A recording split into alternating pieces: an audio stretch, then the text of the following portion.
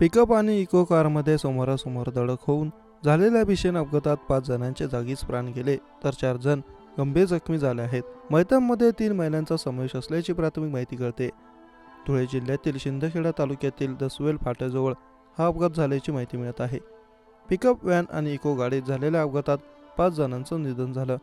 हा अपघात एवढा भीषण होता की दोन्ही गाड्यांच्या दर्शनी भागाचा पूर्णपणे चक्काचूर झाला आहे.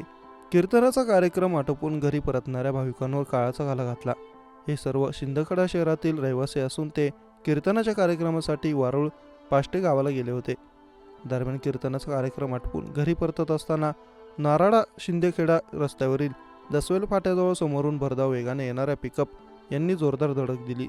धडक इतकी मोठी होती की इको वाहनाचा अक्षरशः चक्काचूर झाला आहे. या भीषण अपघातात 5 जणांचं निधन झालं असून यात 3 महिलांचा समावेश आहे. दरम्यान पिकअप व्हॅन चालक मद्यधुंद अवस्थेत असल्याची प्राथमिक माहिती समोर आली.